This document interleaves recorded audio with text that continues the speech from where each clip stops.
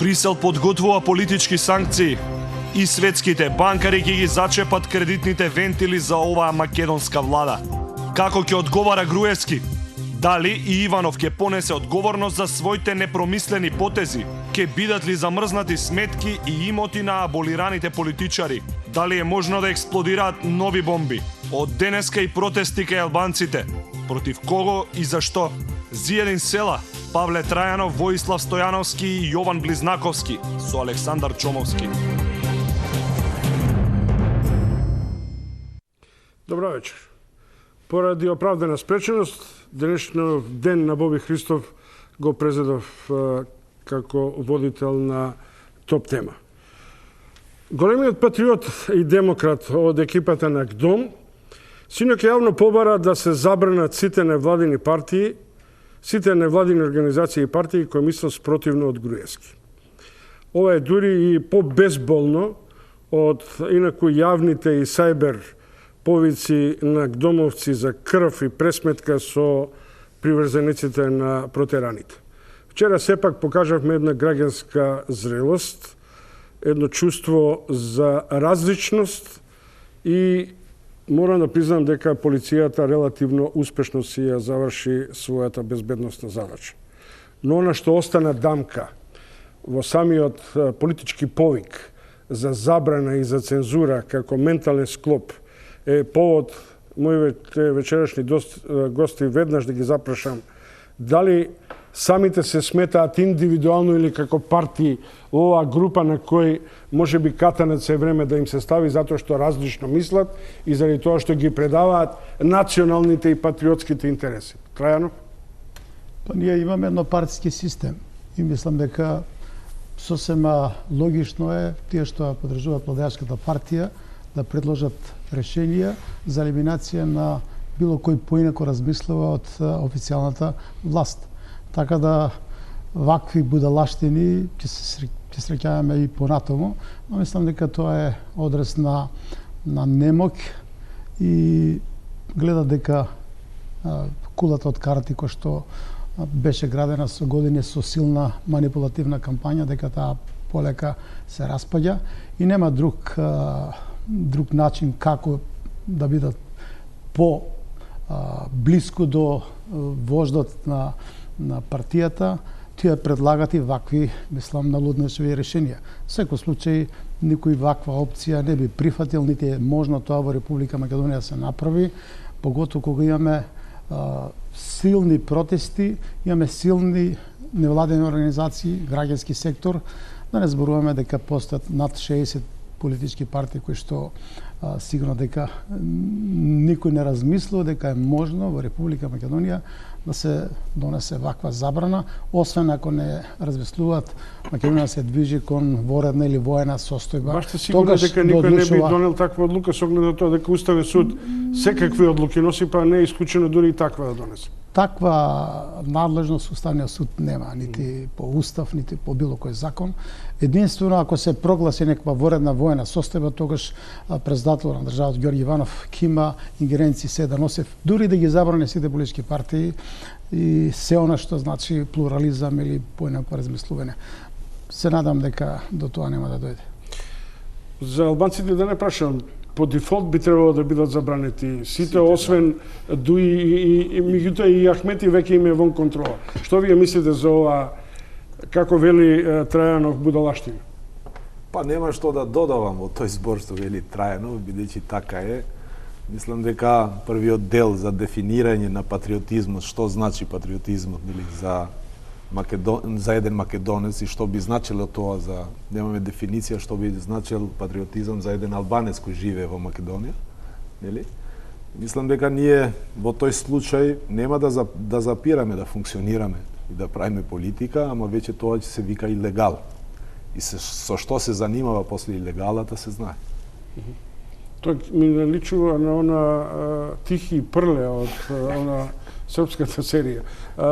Воислав Стојановски од невладин сектор сте, заедно со Близнаковски од институт, но во секој случај не сте по волја на власта. Дали ова перцепција е примат, ова закана е примате како реална, како мисловна матрица, како политички амбиент? Ова закана е сурреална и налудничава. Вакви работи се слуша во 30-тите во нацистичка Германија, кога беа забранети политичките партии. Уставниот, дури не можам просто ни да верувам дека зборуваме воопшто на оваа тема во едно демократско општество како што сакаме да се промовираме. Уставниот суд има надлежности и тој може поединечно да ги укинува статутите и програмите на политичките партии и здруженијата на граѓани. Меѓутоа, за едно вакво нешто да се оствари со над 60 партии и со над 3000 граѓански организации, Уставниот суд ќе треба да работи секојдневно и една по една да не ги укинува статутите и програмите. Не би сакал повеќе да должам на оваа тема, едноставно се работи за налудничава идеја. Близнаковски, вашиот став? Значи, најпрво вистина е дека може Уставниот суд да укине вакво нешто, постои одредба во конкретно во Законот за Сдруженија на граѓани и фондации, кај што се вели дека оние здруженија кои работат против уставниот поредок или кои имаат таква програма, како што беше кажано, не би можеле да работат и да бидат регистрирани како такви. Сега, проблемот овде е што навистина ќе биде многу тешко за некој да докаже пред Уставниот суд дека конкретно овие здруженија на граѓани, политички партии кои што ги посочува Пандов, работат на уништување на уставниот поредок или он, како што вчера се изрази, ми се чини дека кажа уништување на државноста. И тоа е многу интересно од аспект што овие граѓани што деновиве протестираат во главниот град и во многу други градови низ републиката, имаат барања кои што се многу разумни, конкретни и насочени кон зачувување на републиката, односно зачувување на државноста. Така да ќе биде стварно тешко за некој тоа да земе и да го докаже пред Уставниот суд, иако земајќи предвид све она што го проследувавме овие денови, самото однесување на Уставниот суд по низа прашања, може да се случи некоја ваква одлука да се појави од некаде. Може ние да ја гледаме како незаконска и противуставна и така натака, меѓутоа се навикнавме во последниот период низа одлуки што ги гледаме како такви, фактички да се спроведуваат пред нашите очи. И во таа смисла протестите што во моментов се случуваат остануваат секако многу важни како противтежа на вакви идеи сулуди, безсмислени или како сакате. Мислам демократско право е луѓето да се го кажат својот збор. Па дури на тој собирнак дом луѓе кои излагуваат јавно и велат јас сум за самостојна Македонија, за единствена Македонија и за голема Македонија со главен град Солун. Нели? И тоа е сосема легитимно да го кажат на тој собирнак дом. И сега баш се прашувам дали е тоа антидржавно или е тоа промакедонски? Мислам дека тоа што треба да се фокусираме сите во овој момент како граѓани, како представници на граѓанскиот сектор, како представници на политички партии, е, како што кажав, зачувување на тоа што е република, што беше во голема мера погазено со оваа амнестија на председателот Ѓорги Иванов. Идеи од стилот дека треба да одиме на Солун, дека треба да имаме голема држава, во моментов не се никако поврзани со тоа што реално се случува. Такви идеи сме следеле, особено од разни организации и групи на граѓани што се поврзани со владеачката ВМРО ДПМН, се појавували во минатото, условно да кажам поврзани на некој начин. Меѓутоа, не е тоа нешто за што треба да се бориме во оваа ситуација. Значи, треба да се бориме да ја зачуваме републиката и државноста, владењето на правото и демократијата. Господине Човонски, точно е дека секој има слобода на говор и може да каже што сака. Меѓутоа, овој човек позади вас, самиот тој промовира уривање на уставниот поредок. Една цела глава во Уставот, најважната глава во Уставот, е граѓански и политички права, каде што нам како граѓани ни се дава право да се здружуваме, исто така и на политичките партии, за да има плуралност во општеството, за да има размена на идеи. Тој самиот повикува на прекршување на уставниот поредок и тој самиот од позиција на граѓанска организација кажува да ги снема граѓанските организации. Зашто станува збор? Има една работа на почетокот, по моје убедување дека полицијата вчера и во последниве неколку денови одлично функционира во обидите да се спречи било какво меѓусебно, така наречено меѓуграѓанско судирање. Меѓутоа, она што загрижува, а сега вие сте екс-министера и воопшто како политички фактор и едниот и другиот и села, тоа е најновите информации дека во МВР настанува хаос. Дека веќе сега не се знае кој има контрола, Чавков или Спасовски. Државна безбедност е во некаков дуализам. Јавната безбедност речиси и нема кој дава команди. Можно ли е тоа? Не само да го дестабилизира системот, туку да не предизвика на различни контроли и различни реакции на полицајците на терен кога се работи за протестите? Законските решенија кои што ги договорија четворите да лидери, мислам дека создадува простор за вакво действување. Министер и дополнителен заменик министер, кој што има прецизна надлежност, меѓутоа повеќе од јасно е дека што е битно, министерот за внатрешни работи мора да функционира со целосен капацитет. Мора да се почитува принципот на хиерархија, на субординација. Без тоа, мислам дека ова министерство не може да ги извршува исклучително сложените безбедносни задачи. Ова е витална институција и ако тамо владата упаѓа со своји одлуки за да го деконцентрираат целокупниот кадрски потенцијал и ако започнува процес на насилно влегување во простории, преземање на ингеренциите на одредени началници, ако се блокират некои од вработените да не можат да влезат во своите канцеларии, мислам дека тоа е катастрофа. Веќе внатре постои подвоеност и прашање на ден кога тоа ќе се рефлектира со огромни негативни импликации по вкупната стабилност и безбедноста на Република Македонија. Одговорноста паѓа сега на министер за внатрешни работи. Тој мора да преземе, бидејќи има законски можности, тој е министер за внатрешни работи, силни активности. Да, но тој денеска настапува на пресконференција со алиби настап дека он нема да носи одговорност, а е начело на МВР. Тој ја носи одговорноста. Тој е министер за внатрешни работи. Не му се оставка да дава, нели? Тоа е сосема друга работа. Тој е сега актуелен министер за внатрешни работи. Има систем како да обезбеди министерството да функционира. Значи не сум сега подготвен вечер да му држам, не знам, предавања на министер за внатрешни работи. Мислам дека има тим соработници кои што ќе дадат точни, прецизни насоки како тој треба да действува за да обезбеди единство да функционира Министерство за внатрешни работи и да ги извршува овие, како што нагласи, исклучително сложени задачи кои што стојат пред ова министерство. Ние во суштина немаме друга институција која што вака е поставена хиерархиски, каде што мора да се почитува командата на тој што е на највисоката позиција, министер за внатрешни работи, бидејќи тој на крај носи одлуки, дава согласност за активирање на специјалната единица за извршување на тешки задачи или пак други оддели, хеликоптерско одделение и некои други служби, кои што без негов подпис не може никој да ги активира. Ако започне дополнителниот заменик министер да издава наредби писмени или било кој постапува надвор од своите надлежности, тие носат кривична одговорност и министерот има право да ги суспендира, да ги оддалечи од извршување на работните задачи и да забрани пристап во Министерството за внатрешни работи на цела територија. Тоа е негов силен механизам и тој механизам мора да го користи. Нема, мислам, оправдување да се жалите дека владата ве блокирала.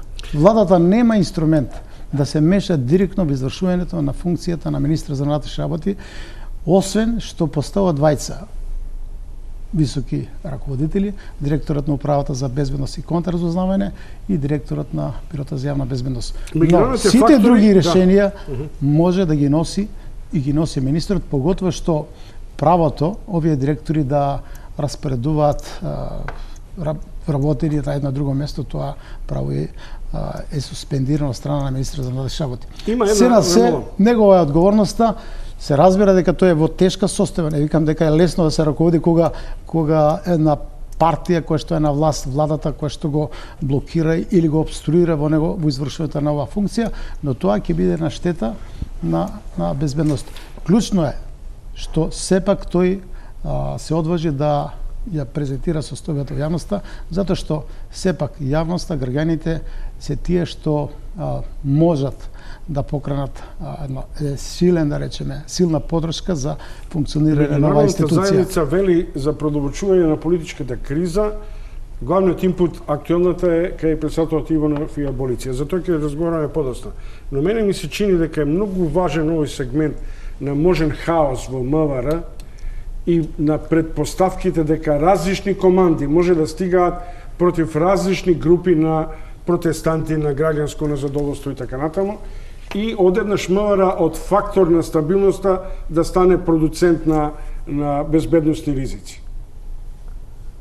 Јас не верувам дека тоа може да се случи, бидејќи мислам дека ако во овој момент, кога веќе видовме на све што се подготвени владеачките партии, ВМРО, ДПМН и ДУИ, мислам дека единствена светла точка во овој момент е фактот што има еден министер за внатрешни работи кој е од опозицијата и на некаков начин тие вршат контрола над еден на друг за да нема, не знам, наредби или одлуки кои ќе се одразуваат врз стабилноста и врз безбедноста на граѓаните.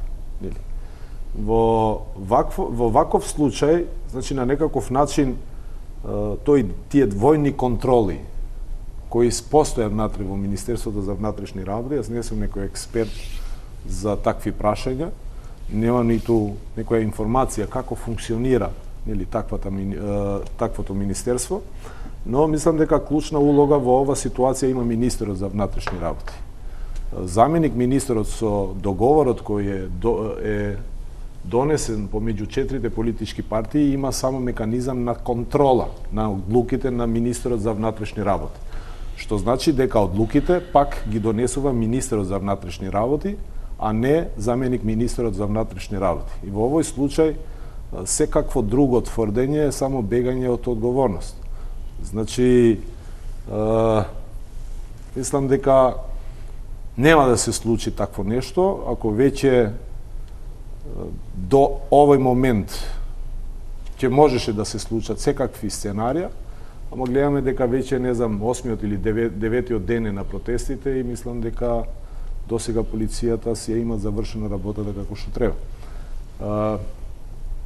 Сме имале, не знам, пред една година, него имавме ваквиот проблем во Министерството за внатрешни работи, кога беа случувањата во Куманово, например, и мислам дека таквото функционирање што беше тогаш не е во ред.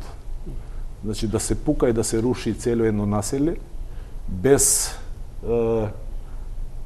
да се информират локалното население, мислам дека таква појава не треба да се има повеќе. А не ваквата што имаме сега. Што мислите вие со оглед на фактот дека во овој момент имаме перманентна така речена шарена револуција и вчерашниот протест на ГДОМ кој продолжува сега и во внатрешноста. Дали е возможно некој да ја насеска полицијата, да речем условно, во една перцепција да се создаде нов хаос? Ете, доколку нема централизирана власт од каде што ќе извираат наредби во министерство од такво значење како што е она за внатрешни работи, можни се секакви сценарии, затоа што таму се работи за единици. И тоа единици од СВР Скопје и други СВР од државата. Поради таа причина е неопходна централно место од каде што ќе извираат сите наредби и кои потоа, нели, ќе бидат спроведувани од страна на началниците. Без таква централна мок на еден или двајца-тројца советодавно тело во министерството, се разбира дека е возможно. Меѓутоа што се однесува до однесувањето на полицијата, јас сметам дека е релативно коректно за време на овие изминати 10 дена од протестите. Меѓутоа понекогаш тие го попречуваат просторот за протестирање. Така, еднашка протестантите беа спречени да одат пред влада, еднашка, односно вчера се создаде како еден коридор, каде што тие можат, односно не можат да се движат. Уставот е прилично јасен во тој дел. И законот за јавни собери. Може да се протестира секаде, пред секоја институција, освен пред школи, градинки и на начин да не се попречува меѓународниот сообраќај. Ништо од тоа не се случува во моментов, а ние сепак сме поставувани во некакви коридори каде што од страна на Министерството за внатрешни работи се обидуваат како тие да ни го дадат патот каде да протестираме. Бризаковски. Значи сето ова што го вели Воислав е точно. Постојат одредени моменти каде што полицијата едноставно го попречува правото на мирен протест. И тука треба МВР да се откаже едноставно од таквата логика и треба да го овозможи, односно да го брани правото на мирен протест на граѓаните на некој начин.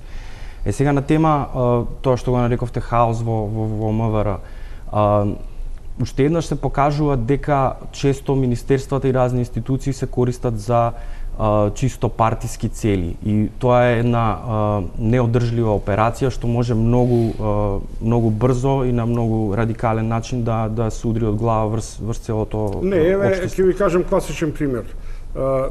Дека има услови за избор по логиката на власта е вчерашното решение после 14 часот цела администрација да биде ослободена наводно под закана, не дај Боже, за тероризам или да бидат кренати изгради. И се разбира, ај тука во Скопје можем да разберем, ама што во внатрешно, што во сите градови и цела администрација одедна се најде на диригираните сендвич протести. Ако се тоа услови за коректни избори, мислам дека можеме веднаш да одиме. Мислам дека ова е само индикативно за ова што го зборав претходно. Пресилна партизација и во моментов имаме ситуација каде што контекстот не одговара на таа пресилна партизација и тука заменикот министер реагира на одреден начин. Да не забораваме исто дека членовите на МВР, односно тие единици се исто така веројатно поделени по партиски линии во овој момент. Тоа е секако многу опасно за вкупната безбедност во општеството. Друга работа е што протестите се навистина мирни, освен оние први денови кога имаше некои изблици на гнев од страна на демонстрантите, меѓутоа повторно имавме ситуација каде што немаше настрадени луѓе, барем не по активности што ги правеа демонстрантите. И доколку се прошетате таму, ќе ви стане јасно дека демонстрантите се добро, односно протестантите се добро организирани да спречат какво било насилство.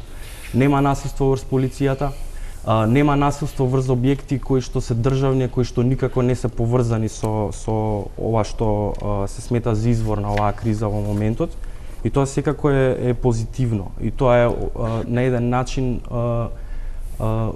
според тоа може да сметаме дека веројатно периодот ќе биде мирен, меѓутоа сепак Министерството за внатрешни работи не може да функционира двозначно и не може да функционира контрадикторно во разни ситуации. Добро, да го оставиме МВР уште на проверка, зашто доаѓа до прва деликатни фази. Да се вратиме на денешната реакција на претседателот Иванов низ писмото упратено до затвореничките во Идризово, со сиот респект кон нивното барање да бидат аболирани еднакво како и дел од овие што се аболирани од него.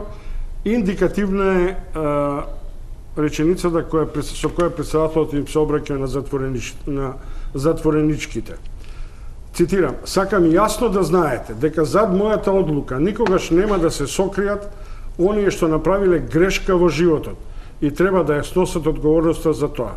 Сакам да знаете дека целта на мојата одлука не е да помилувам криминалци, туку таа да помогне во воведувањето на ред во државата." Или Иванов е качен на водно и не гледа што се случува, или ова што го пишува му е некаква поетска рапсодија. Не стана духовен лидер. Не можам да разберам како жените се криминалци, а сите овие што се околу нас за милиарди и за милиони осомничени не се криминалци. Села? Добро, сега, тоа што вие го цитирате, вистина е за смење, како... Нели, така. како што се и одлуките негови и сите негови изјави досега. Нели, мислам дека господинот се замислува дека е духовен лидер или пророк некој, бидејќи тие зборуваат за грешки или за грешници. Од друга страна, председател, премиер, не знам, институции треба да зборува за тие што работат против законот и кои треба да бидат казнети. Нели? Скандалозна е неговата одлука за аболиција, скандалозни се исто така и сите негови изјави, бидејќи сега ние имаме председател, а во моментот кога веќе уште се дозволува да има таков председател, кој е и над собранието, и е над законите и така натаму. Значи, такво аболицирање што има направено господинот Иванов, тоа може да се направи само преку закон на амнестија. И сега тврдењата дека не може да најде законски начин како да ја повлече таа негова аболиција, мислам дека не стои. Не, јас имам една пушна делена, освен ова помалку лакардијашка образложение. 20 дена пред аболицијата јавно излезе дека не му паѓа на памет да аболира и да помилува изборни силеџии. Од тој момент, бев на тој дебата, имав сомневање дека е тоа дубиозна изјава, дека изборните силеџии се главно оние кои кршеа кутии, кои ги малтретираа избирачи и така натаму, но главните ментори ќе останат заштитени. И сега имаме тоа. На што се должи тоа, Близнаковски? На притисок врз него или на недоветност? Се согласувам комплетно дека изјавата беше многу дубиозна, значи внимателно веројатно избрано се каже изборни силеџии, а не да се потенцира моментот на фалсификување на избори и така натака. На што се должи тоа, тешко е да се каже, меѓутоа се чини дека има логичен след на станите. Значи прво Уставниот суд реагираше по тој закон по кој што се овозможува помилување, за да се создаде простор, да се отвори простор председателот да го направи тоа. Мене ми се чини дека имаше добро разработена тактика за да се стигне до овој момент. Не би можел да шпекулирам зошто е тоа така. Дали председателот мислел на еден начин тогаш, па понатака на друг начин, би влегло само во домен на шпекулација. Тоа што е важно е дека председателот во повеќе наврати кажа дека ја донесува оваа одлука за да воведе ред во државата, за да ја зачува државноста и сите тие работи. Меѓутоа гледаме по сите настани овие денови и пред тоа дека таа негова идеја не е одржлива, дека тоа не може така да се оствари. И би било добро доколку тој реагира токму во таа насока. Значи треба да покаже дека таа идеја не е... Одговорно прашање од две причини, ама од една информација ми е битна. Мислам дека вие бевте во постојан мит кооптирани како член на комисијата за амнестија, односно за помилување кај председателот на државата.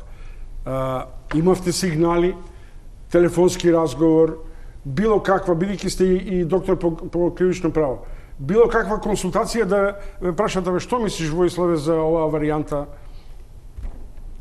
Не, членот 11 од сегашниот предходен закон за помилување му ја дава можноста на председателот без никаква постапка да го направи ова што го направи. Нормално би било тој да се советува со телото што самиот, нели, го воспоставил, советодавното тело, комисија за помилување. Јас лично не сум бил консултиран, не знам некој друг дали бил консултиран, иако подоцна во интервјуто со уредниците и председателот слушнав дека кога го праша од каде ви се податоците за тоа колку лица, за кои кривични дела се помилувани, тој рече дека има тело за помилување, бидејќи нема друго, претпоставувам мислеше на комисијата. Јас лично никогаш не сум бил консултиран од негова страна. Ама вие сте тело за правни сугестии, а не за разузнавачки да знаете колку има осудени и сомнителни во теплата на специјалното јавно тело нема истражни, нема. Трајанов, вчера или завчера негде изјавивте, лесно се повлекува одлуката за аболиција и уште полесно се свикува парламент и поместување на датумот на избори. Тоа е решение, што јавно стои за таа крок и изјава? Па прво мислам дека Ѓорѓе Иванов фрли една канта бензин врз оно што беше веќе што тлееше во државата, ја запали Република Македонија и тој во суштина направи лоша услуга на владеачката партија на ВМРО ДПМН. Започна процес на силни протести, тие се се помасовни и ќе бидат уште помасовни и тоа се тие во организација на граѓанскиот сектор. Замислите кога ќе се вклучат политичките партии, тогаш мислам дека можеби за 5 до 6 пати ќе се зголеми масовноста. И сега има присутни таму од сите политички партии и најмногу од ВМРО ДПМН кои што на еден или друг начин се судриле со актуелното раководство, присутни се таму и тие протестираат. Така да тој практично направи, како што рековме, државен удар врз Уставот на Република Македонија и сега наводно бара, апсолутно не верувам дека тој бара правни и други решенија, во Уставот не е забрането дека ако донесе одлука, дека не може да ја повлече. Исто така и во Законот за помилување нема таква одредба дека тој не може да ја повлече. Значи, една од уставните законските можности е тој да ја повлече одлуката и практично да ги пониште претходните одлуки за аболиција, значи за аболиција на носители на високи државни и политички функции за кои постои основано сомнение дека извршиле тешки кривични дела. Може тоа да ме. Втора можност, која што не би сакал сега да инсистирам на таква можност е, но ако има кршење на Законот за помилување од страна на председателот на државата, ако е злоупотребил својата службена положба со цел да ги заштити тие што воделе кампањи, што практично му возможеле да биде председател на Република Македонија, тогаш треба да се поведе постапка, да се спроведе истрага. Во меѓувреме, значи, судот, кривичниот суд да донесе времена мерка за суспензија на правните действија на одлуката за аболиција. Тоа е можност и мислам дека правните експерти, посебно показано процесно право и покривично право, треба да ги разгледат сите тие аспекти и да се види која е најдобра варијанта за сепак одлуката да биде суспендирана, повлечена. Бидејќи оваа одлука, ако не се повлече, протестите ќе траат, се дури не се повлече одлуката. И втора работа е се додека не се донесе одлука за одлагање на изборите. Тие се две клучни работи кои што можат, ако постапуваат, државниот врв постапува разумно, одговорно, мислам дека овие две одлуки можат да се донесат. Парламентот да свика седница на која што ќе се донесе одлука за одложување на датумот за избори и се разбира да се донесе одлука од страна на председателот за повлекување на одлуката за аболиција. Тие две одлуки се клучни за колку толку да се создадат услови за да почнат разговори помеѓу партиите, помеѓу граѓанскиот сектор и сите они што практично представуваат некоја демократска сила за да се дојде до некое решение за почеток за излез од кризата. Се разбира дека тука меѓу другото е и експертска влада. Време е за ЕПП, Трајанов, имаме уште време, доволно време за разговор, имаме време за ЕПП и потоа би сакал да го добиеме нашиот репортер од денешниот ден на шарената револуција. Брисел подготвува политички санкции и светските банкари ќе ги зачепат кредитните вентили за оваа македонска влада. Како ќе одговара Груевски? Дали и Иванов ќе понесе одговорност за своите непромислени потези? Ќе бидат ли замрзнати сметки и имоти на аболираните политичари? Дали е можно да експлодираат нови бомби? Од денеска и протести кај албанците. Против кого и зашто? Моите соговорници за Елин Села, Павле Трајанов, Војслав Стојановски и Јован Близнаковски, заедно ќе го проследиме вклучувањето на нашиот Мирко од шарената револуција и од протестираме пошто денеска таа е шарена. По нови изблици на незадоволство или по нови барања? Мирко? Шововски, граѓанските протести кои што се одржуваат секој ден од 6 и започнуваат пред специјалното јавно обвинителство, се повеќе почнуваат да добиваат символика. Шарената револуција денеска ја офарба новата зграда во која е сместена Агенцијата за медиуми. Имено пред околу половина час, 40 минути, беа фрлени десетици балони со боја врз фасадата на зградата во која што е сместена Агенцијата за медиуми. Потоа дел од присутните граѓани започнаа да ги бришат штитовите на полицајците кои што беа покриени со боја и исто така на нивните штитови да лепат хартиени срца и како и символот на граѓанското движење Протестирам, кој што всушност стои зад овие протести.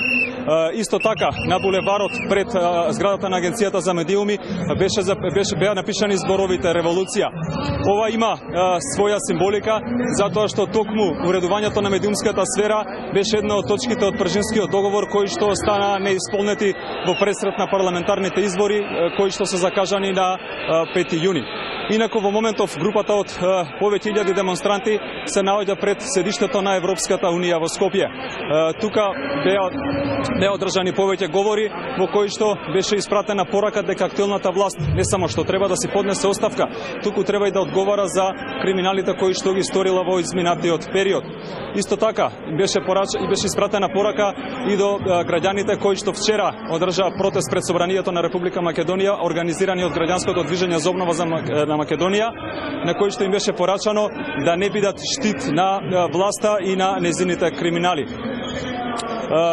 Како што според информациите кои што ги имам, групата најверојатно повторно за 10 на 20 минути ќе се придвижи кон владата на Република Македонија, каде што најверојатно ќе заврши и вечерашниот протест. Шомовски, тоа би било се што можам да пренесам засега од атмосферата од денешниот протест, доколку имаш дополнителни прашања, повели. Дали останува тоа на рангирање на нивните 10 барања, меѓу кои оставка на Иванов и промена на датумот на избори, одлагање и така натаму? Токму така, барањата остануваат, значи главните барања се повлекување на одлуката за аболиција која што ја донесе претседателот Ѓорѓе Иванов, одложување на предвремените парламентарни избори закажани за 5 јуни и формирање на експертска влада која што би ги подготвувала наредните избори, кои што би требало да се одржат тогаш кога ќе бидат создадени услови за тоа. Исто така, едно од клучните барања кое што се испраќа последниве денови е да не се преговара со владеачката партија, да нема политички преговори за надминување на кризата во која што се наоѓа Македонија. Инаку, на почетокот на протестот поразговарав со неколку граѓани, односно анкетирав неколку граѓани во однос на најавите кои што стигнаа вчера и денеска дека Европската унија ќе воведе санкции за дел од македонските политичари. Граѓаните генерално и покрај тоа што сметаат дека народот ќе биде колатерална штета, државата ќе биде колатерална штета, македонската економија ќе биде колатерална штета, најголем дел од нив се согласни да бидат воведени санкции доколку Европската унија одлучи така, иако како што вела станува збор за еден радикален чекор. Благодарам, поштувани гледачи, за санкциите што пристигнуваат неформални преку медиумите Financial Times, преку брифинзите во Брисел во текот на денешната дебата, која исто така ќе потрае малку како и вчера до 9:30. Застанавме за она што се бара, а тоа е основното барање на протестантите е симнување односно поништување на одлуката за аболиција. Што би значило тоа? Само едно дополнување. На 26 април 2013 година СИПА, тоа е Државна агенција за истраги и заштита во Босна и Херцеговина, председателот на Федерацијата Будмир, мислам дека го уапсија заради помилување, заради злоупотреба на службената положба. Председателот на Федерацијата Босна и Херцеговина беше уапсена од една независна агенција која работи, која истражува криминал, корупција и токму за помилување на сосомнение дека тука има криминал. Денови против хрватската председателка почнуваат постапки за некакви илегални трансфери на пари од незините сметки на партии и така натаму, што значи дека нема недопирливи на највисоките. Ако имате независни институции кои што функционираат согласно законските надлежности и властувања, тие по автоматизам делуваат. Ако имате целосна партизација и блокада на сите институции, освен на едно ново формирано, тоа е специјално јавно обвинителство, тогаш ќе имаме ние тотална парализа на целокупниот систем во Република Македонија, вклучително и председателот. Тој не може да се отргне од партискиот шинел за да делува самостојно. Добро, Јас само уште една работа. Кога требаше да добие кандидатура за втор мандат, јас бев против и мојот став го изнесов пред сите коалициони партнери во тоа време, дека за мандат од 5 години председател Ѓорѓе Иванов никош за ништо не изградил свој став, а имало состојби, ситуации кога се очекувало председателот да... Маестрална изјава, компромис е компромис. Да, и Кулова, како беше за... Кога сме кај ова тема, значи помилувањето, мислам дека бегаме од суштината на проблемот. Тоа е дека ова одлука на председателот ќе се повлече во моментот кога ќе имаме нов датум на избори. Ако немаме нов датум на избори, владијачката коалиција или мнозинство, ВМРО и ДУИ ќе одат на избори на 5 јуни, нема да се повлече ова одлука. Чекате вас да ја прашам, со оглед на фактот дека ние различно сме брифирани новинарите. Дали вие знаете, дали вие имате индиции, дали ДУИ ќе оди на избори ако целиот блок вклучувајќи кои Тачи, опозицијата не одат на избори и ги бойкотираат? Дали сте сигурни дека ќе го прифати тој ризик Ахмети да биде нова маскота на илегални гласања? Па до сега го имат направено истото Али Ахмети и ДУИ. И не гледам јас друга причина зошто не би оделе до крај само со ВМРО ДПМН на избори. Но да бидете сигурни дека во тие избори тие ќе одат со ВМРО ДПМН, а без албанците тие кои што ќе одат да гласат. Албанците ќе ги бойкотираат тие избори без разлика дали ќе учествува ДУИ или ДП, нели, во тие избори. Значи, ова нека им биде јасно и мислам дека бойкотот на албанците ќе биде активен. Нема ние како политички партии и здруженија да си седиме дома, него ќе повикаме бойкот, исто така ќе организираме и митинзи за да ги бойкотират таквите избори, бидејќи нема да трпиме повеќе уште еден манипулиран мандат за да ја спречат кај албанците волјата за промени. Кај албанското општество тука што живее во Република Македонија. И сега и во суштина тука се одвива целава политика. Ако имавме преговори во Виена, да бидете сигурни дека ќе беше повлечена одлуката на господин Иванов. Тој ќе најдеше начин како да ја повлече. Во прашање е наредба кога ќе добие од неговите предпоставени. Проблемот во оваа држава е тоа што сите имат предпоставени. Почнувајќи од председателот, а тоа е партискиот лидер, и тоа е во суштина проблемот со кој што и меѓународната заедница се соочува тука во Македонија. Само малку да се вратиме. Е резултат на обструкцијата на ЗАЕ. И мислам дека беше грешка исто. Значи преговори треба да има, ако нема преговори некој треба да излезе и да каже кој е решението. Не треба да се злоупотреби волјата на меѓународната заедница за да се помине кризата, нели? И условите треба да се стават во преговарачка маса. Тоа е, сакав да ви кажам, значи проблемот со кој се соочува во Македонија меѓународната заедница е ако гледаме низ процесите почнувајќи од, не знам, од времето на реал политиката, нели, која помина после кој произведуваше диктатори, помина во, нели, тренд, во едно време беше само определувањето на народите, нели, после дојде човекови права, а сега тренд во светот е почитување на законот. Без разлика дали си премиер, дали си председател на држава и без разлика каква функција имаш. Сите ние сте граѓани. Сакам само да се извинам. Значи, апсолутно не се сложам дека овие 4 лидери дека имат кредибилитет додат во Виена или Брисел или не знам каде да ги застапуваат интересите на Република Македонија. Јас мислам дека овие лидери нема кредибилитет ниту да седнат во пржина Мислам дека најголемата грешка што господинот Заев го направи беше тоа. Ако тврдиш дека тие се криминалци кои имаат манипулирано избори, кои не знам со какви други действија се има занимавано, нели уште не го имаме бомбата околу Монструм, случајот Монструм. Мислам дека со такви лидери, се такви политички опции, со такви индивидуи, нели, да не зборуваме за целата политичка структура, не се оди на избори, него се бара едно и единствена работа. Значи правна разрешка на целиот проблем, па после да се оди на избори, ама со луѓе кои немат криминал и кои не се слободни. И во тој контекст, во ред, ама веќе од моментот кога се почнати разговори со истите, мислам дека треба истите разговори да продолжат. Или да има ново барење. Да нема избори, се додека не се најде правна разврска на сите бомби, прислушкувања, иницијативи кои ги имат покренато специјалното јавно обвинителство, и да имаме избори само кога веќе во политичката сцена нема да бидат неколку лидери кои, или било кој политички лидер и било кој политички функционер кој има злоупотребена службена должност и законите. Па само да докажам идејата. Значи немат кредибилитет да ги застапуваат интересите за зборот во името на граѓаните на Република Македонија.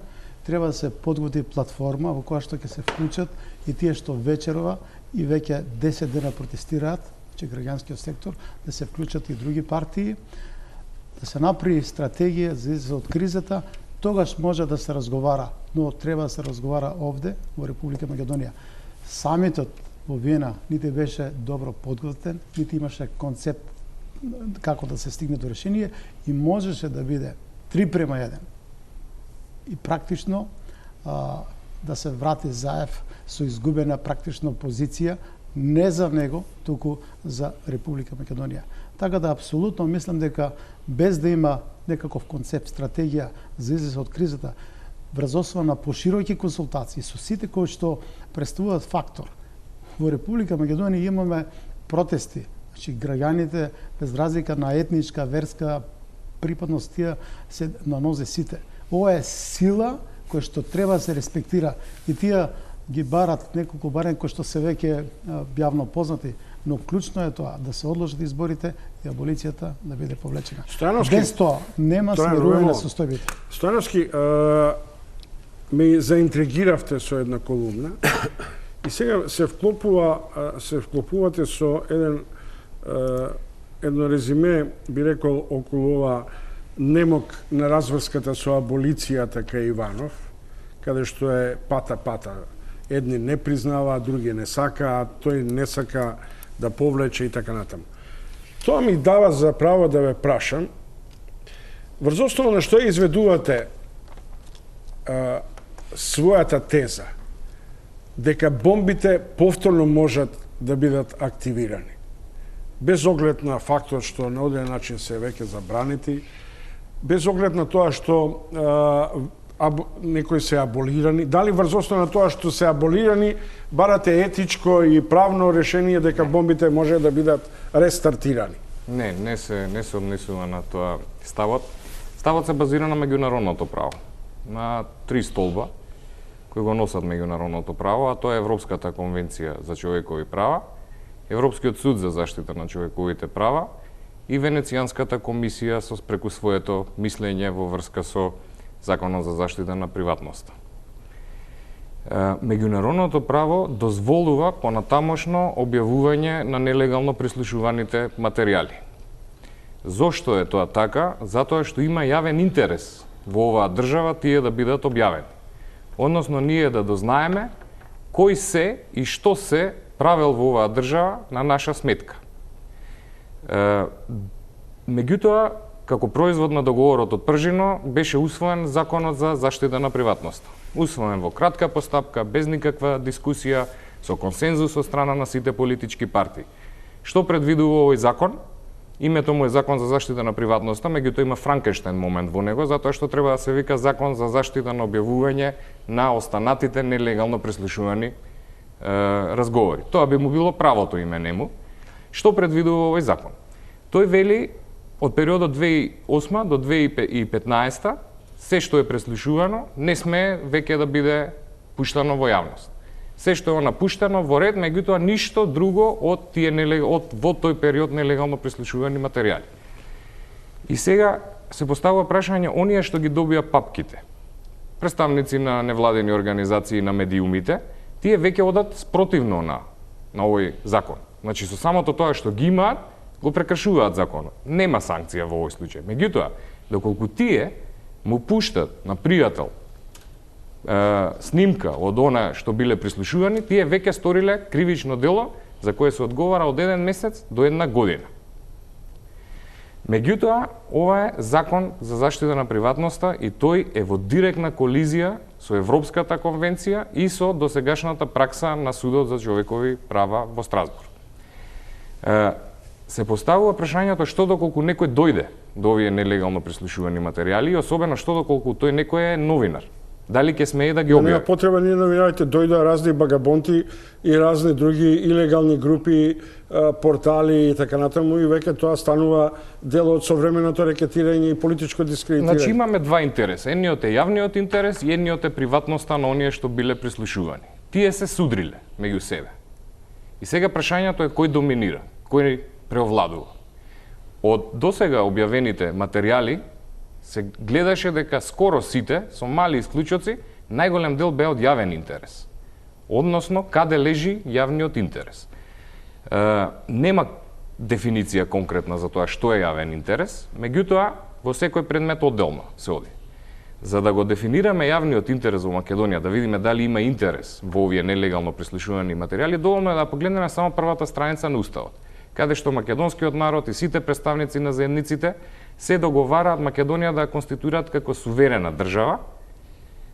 Суверенитетот на граѓаните им припаѓа на граѓаните, произлегува од граѓаните и се практикува преку нашите народни, преку пратениците во парламентот. Суверенитетот значи ние да имаме можност самите да одлучуваме за она што го правиме. И сега преку нелегално прислушуваните материјали се постави големо прашање. Дали ние сами преку нашите избрани пратеници сме одлучувале и дали тие сите биле навистина избрани од народот. Ово особено се однесува на оние наводи за изборни нерегуларности. Доколку се потврди дека сето тоа е точно во нелегално објавените материјали, произлегува дека некој нам ни го киднапирал суверенитетот, односно правото самите да одлучуваме за својата судбина. Дали според тоа вас има јавен интерес? Нормативистичко или политичко толкување? Зашто Села сега рече тенденција да се почитува законот. Ние сме донеле закон, таков како што е дефектен, во кој Венецијанската комисија го детектираше со многу слабости, со промена на приоритетите. Прво јавниот интерес, па потоа приватниот. Што во такви ситуации? Или да бидам уште по, вака да речем, груп да симулирам. Утре заутре може некој од протестантите да низ овие низ чарши на Битпазар веќе се дистрибуираат цедињата да ги објави на јавна сцена повторно и да букне нова една експлозија на амбиент на политичка криза, на недокажани, докажани криминали и така натаму. Тука е улогата кај вас новинарите. Односно, треба вие на некој начин преку вашите извори да дојдете до сите нелегално прислушувани материјали. Вие сте јавниот чувар на ово општество.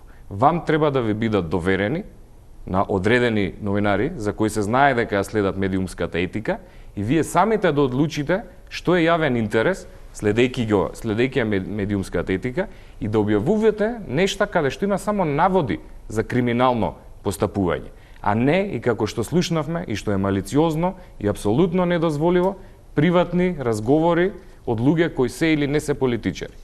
Меѓутоа политичарите, правото на приватност кај политичарите не е толку високо како што е кај обичните граѓани. Тие самите себе си се подложиле на критика од страна на вас новинарите и од нас и морат да бидат потолерантни кога се зборува за нив.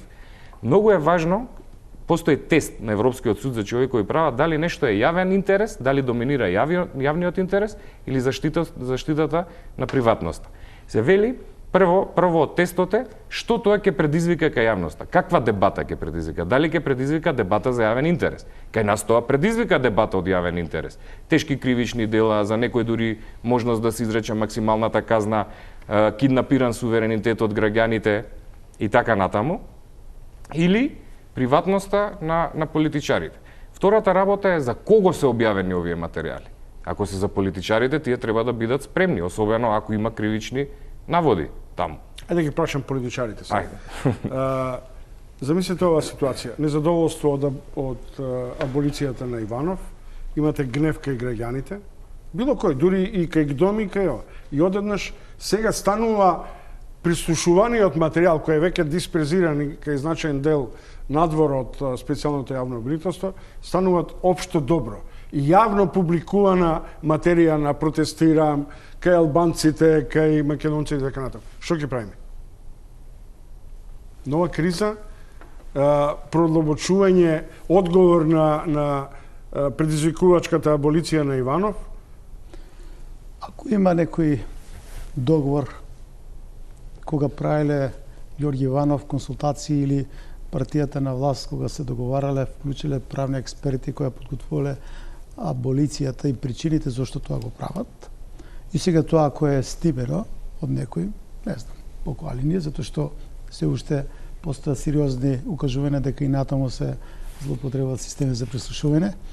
И што би било грешка ако тоа се објави, бидејќи тоа е јавен интерес да дознаат граѓаните како е, каде е оваа чорба направена за да има аболиција на тие што има силни сознанија и докази, бидејќи за дел од тие дела се водише веќе истрага, дека сториле тешки кривични дела. Што ќе биде тоа проблем? Ќе нарушиме приватноста на Ѓорги Иванов или на тие другите што го подготвиле овој проект за аболиција. Апсолутно треба се објави. Јас се сложувам дека за приватниот живот, доколку тоа не представува никаков јавен интерес дури за носителите на државни и политички функции, не треба се објавува. Но се што е врзано за криминал, за корупција, за неморално однесување, зборам во смисла на политички неморално однесување, не за други, за приватниот живот. Сето тоа треба, ако има можност да се објави, за тоа не треба никаде да одговара. Јавниот интерес е исклучително битен да знаат граѓаните како ги носат одлуките, што стои за таа одлука. Едно е што се зборува јавно, ти со еден обичен закон за градба има некои други интереси. Добро, села па Близаковски нистава тема. Ако пукнат одново бомби. Не мислам јас дека бомбите требаше уште од кога почна да пукнат сите бомби.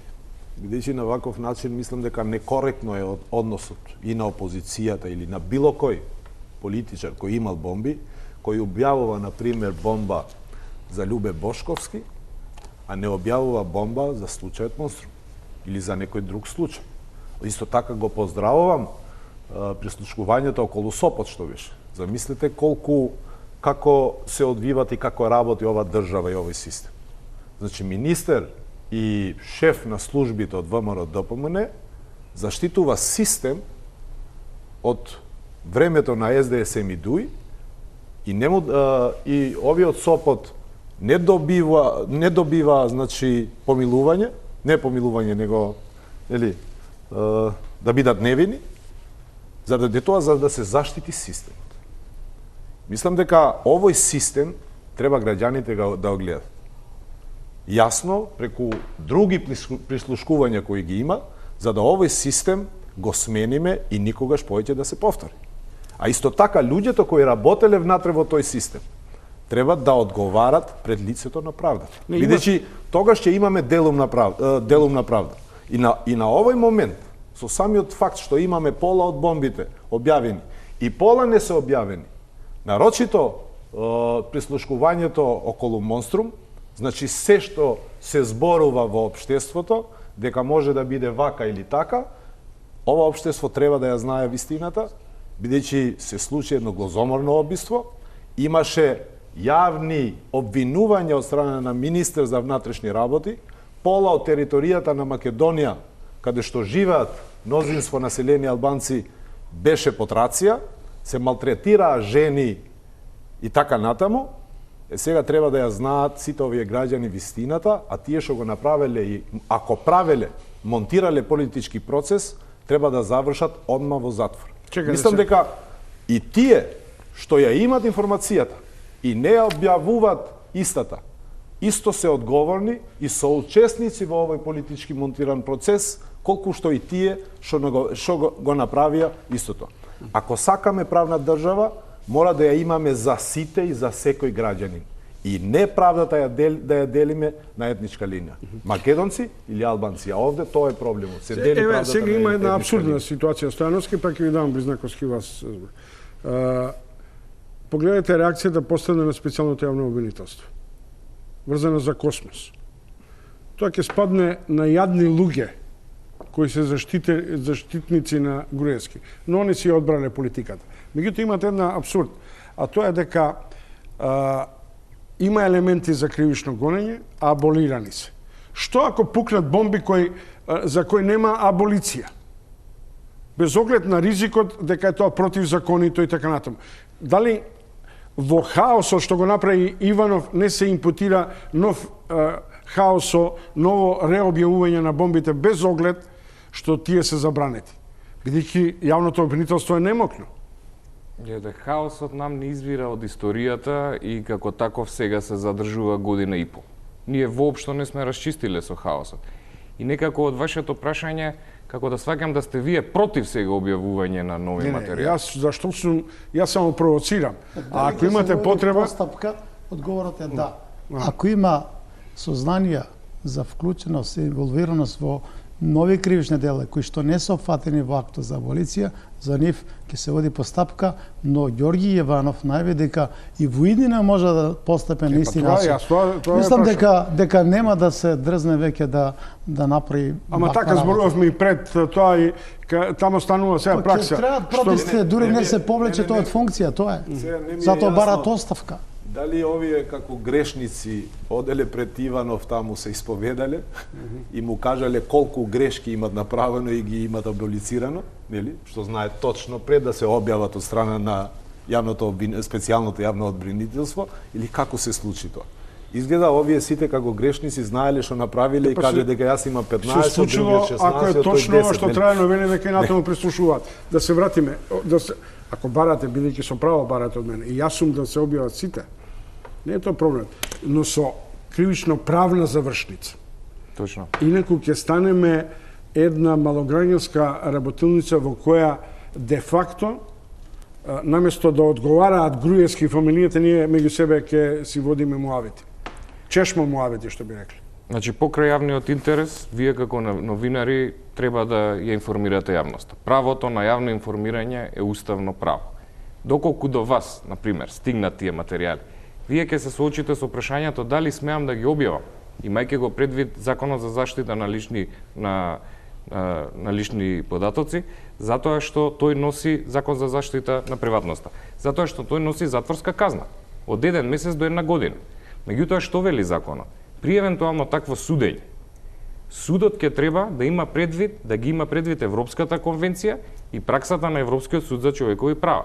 А Европскиот суд за човекови права веќе се изјаснил каде што има јавен интерес, каде што новинар споделува информација од јавен интерес, каде што тој има право уставно да информира јавноста и каде што има право меѓународно да ги заштити своите извори, едноставно на суд новинарите не би можеле да одговараат доколку нашите суди се држат до овој закон. Венецијанската комисија го кажува истото и вели дека на овој закон му треба длабинско ревидирање. Но дури и да не биде ревидиран, на такво евентуално судење ќе се судри законот со меѓународното право. А кај нас меѓународното право е над законот и со закон не може да биде сменет. Мислам дека од почеток малце оваа дискусија за бомбите ја почнавме испревртено. Знаете зошто? Зашто вие го поставивте прашањето на начин како дали бомбите треба да се објавуваат или не. Не, дали реакцијата на контрабомби, на објавување на бомби може да гурне овој систем на Иванов во кој практично брани нешто што не може да се брани. Повеќе ми беше идејата во насока на што беше целиот проблем со бомбите? Значи, ние треба да се запрашаме зашто институциите што треба да постапуваат по нив не постапуваат по истите. Затоа дојдовме во една таква ситуација каде што лидер на политичка партија ги објавува бомбите, не го прават тоа ни новинарите, затоа што едноставно веројатно не може, таков е контекстот, таква е политичката клима. Значи, вистинското прашање овде зошто институциите не постапуваат. И бидејќи институциите не постапуваат, се создава некоја логика тие бомби тие разговори да се објават јавно за да се изврши притисок врз институциите да постапуваат. Откако беа објавувани јавно, повторно имаше молк од сите засегнати страни и органи на прогони се за тоа. Ако е тоа нов обид за притисок, дај да ги објавиме, тогаш за да му слушаме аболицијата на Иванов. Комплетно се слагам со тоа што Војслав го зборуваше, дека овие бомби кои што се од јавен интерес треба да бидат јавни. Мислам дека ќе дојде време кога ќе бидат. Дали тоа ќе биде по истрпување на сите постапки и така натака. Меѓутоа и на општеството и на државата тоа едноставно им се должи, значи на луѓето. Кога станува збор за прашање од јавен интерес, кој што беше истакнато повеќе пати, тоа сето тоа мора да остане јавно. И мислам дека ќе дојде време кога тоа ќе се случи. За колку време ќе биде тоа, не многу е тешко да се каже. Уште малце да ја симплифицирам работата, иако започнеме со една деликатна фаза. Само нешто да додавам, Чомос. Не е ништо ново сега ова одлуката на Иванов со аболиција за функционирањето на правната држава и на законите со две стандарди. Не требаше да ни се случуваат бомби, него требаше да ги гледаме и сите одлуки кои ги имат донесено овие судови, пред да ги гледаме бомбите. Каде ми е зборот? Пример ќе ви земам, ќе ви дадам. Во времето кога се протестираше за Монструм, беа фатени, не знам, неколку албанци, десетина албанци кои беа осудени со максимум казна 3 години.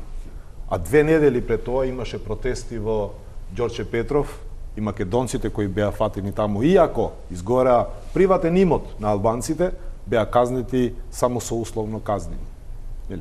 Сега, од кога гледаме дека овие политизирани институции почнале да работат и против македонскиот дел од опозицијата, тога веќе стана проблем. А ваквото функционирање на државната е оддамна и тоа треба да се каже јавно, за да не ни се случи повеќе. Ние треба да го вратиме по се изгледа судскиот систем што го има Англија. Нема друга можност. Чекајте, мола. Војслав Стојановски, во овој момент имаме еден факт аболиција. Аболицирани се главните актери во случајот Космос. Нема кривична постапка. Кој ќе ја надомести сега штетата?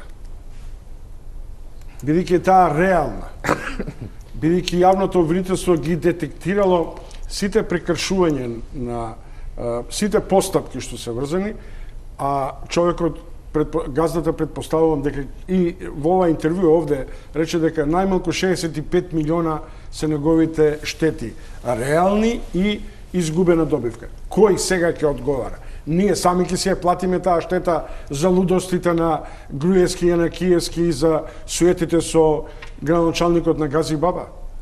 За случајот Космос во моментов има две паралелни постапки. Едната се води веќе подолго време пред Страсбург, едната можеби ќе влезе во кривичниот суд во Скопје.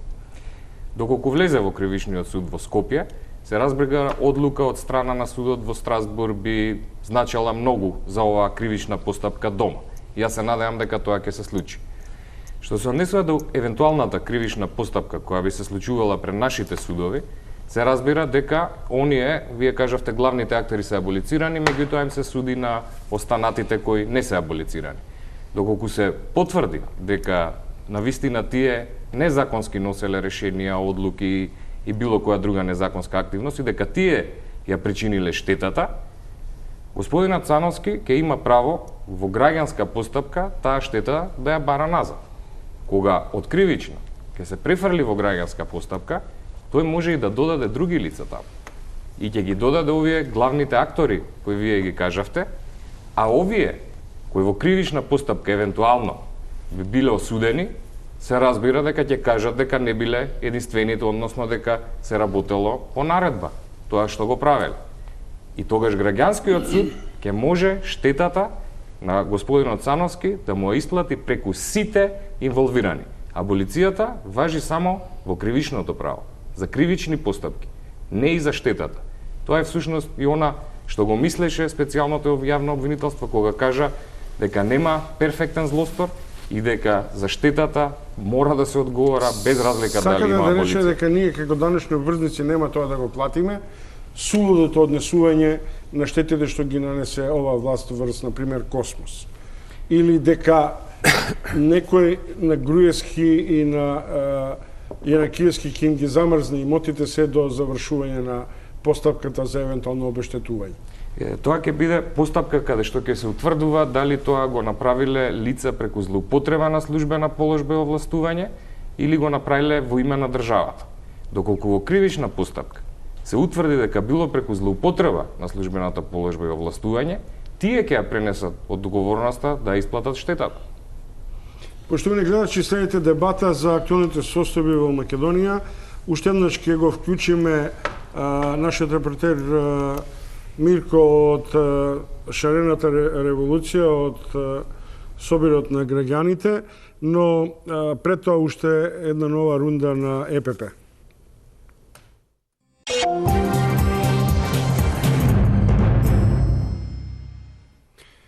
Поштовани гледачи, дел од протестантите, според јавувањето на нашиот репортер, застанали пред Европската Унија, откако денеска се огласија и новинарски имиња и дел од неидентификувани дипломатски извори, дека Брисел подготвува еден пакет на сериозни политички и финансиски санкции.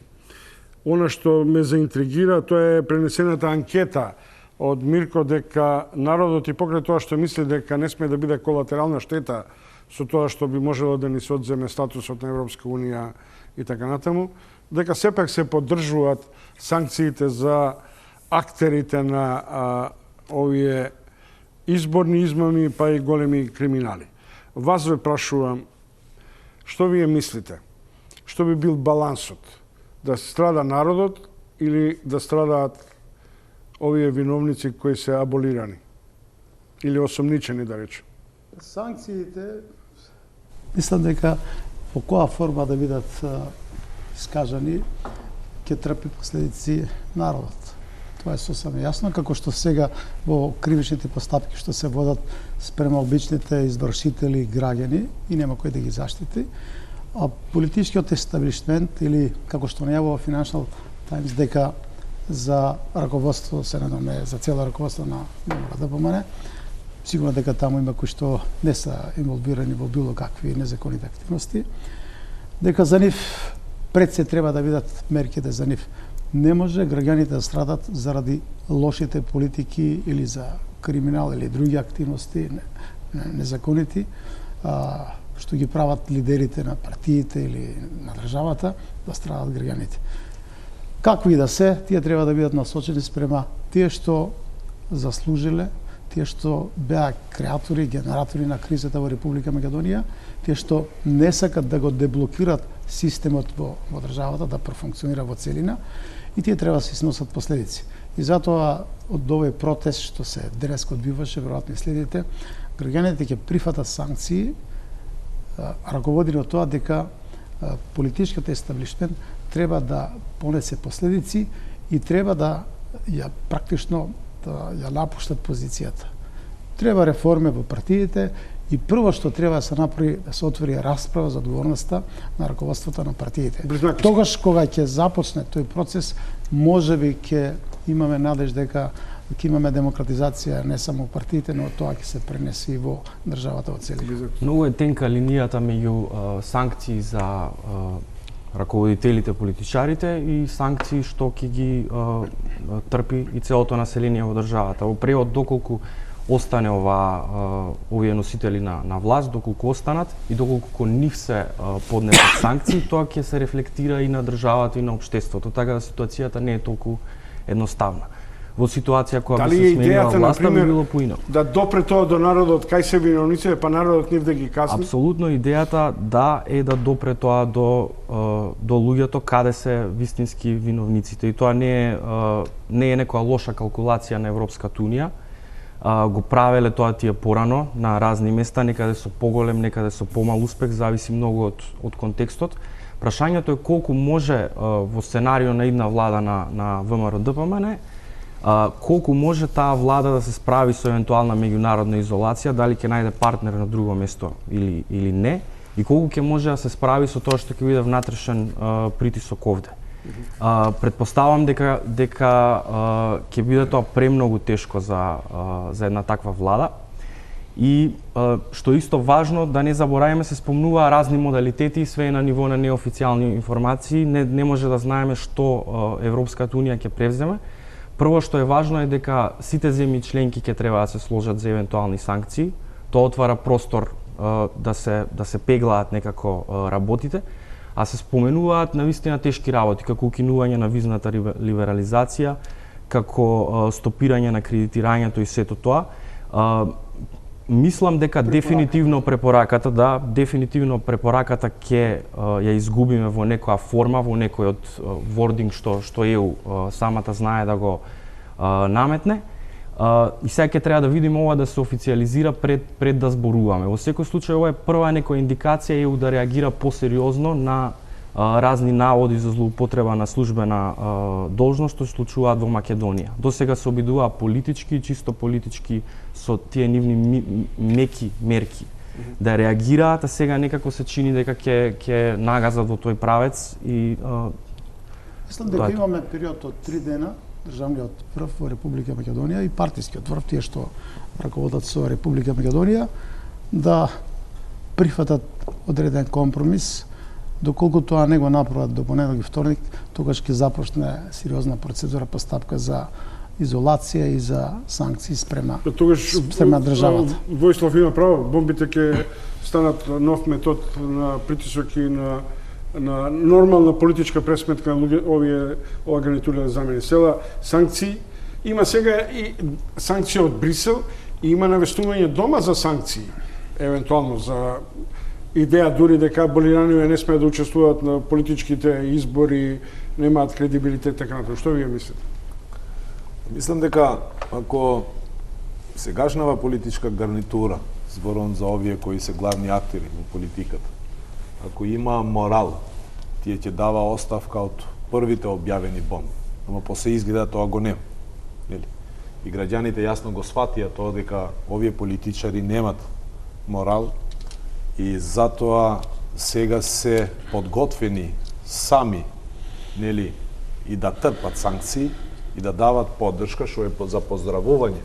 Ако протестите пред ЕУ инфоцентарот е за поддршка, за најавените санкции кои ќе ги трпат државата.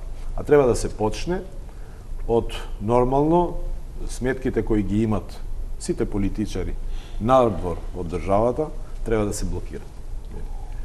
Мислам дека овие санкции треба да почнат што побрзо, бидејќи мислам дека ова политичка гарнитура ниту размислува ниту за патриотизам, ниту за ништо друго.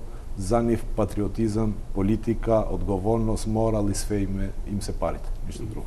Мене ми е малку индикативно, зашто, например, за проневери, за манипулација со ИПА фондовите, например, се зборуваше подолго време, па конечно изгледа дојдоа истражители на ОЛАФ, на нивната специјална полиција која ги проверува злоупотребите со европските фондови.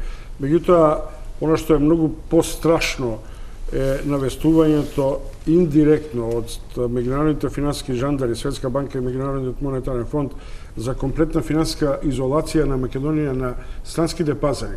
На тој начин ќе настане притисок дома кон домашните кредитори и банките ќе бидат изложени на сериозни индикации. Но, Стојановски, прашањето е сега меѓу човештината и политичката пресметка.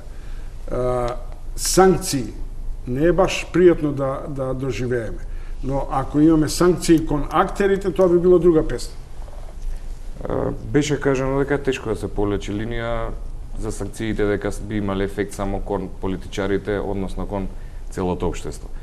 Меѓутоа, преку овие изјави на протестантите од денешниот протест, можете да увидите до каде сме дојдени после волку години, дека тие самите се подготвени да станат колатерална штета, дека самите се подготвени да трпат за еден период да осиромашат, само за да се промени општествената и политичка состојба во државата.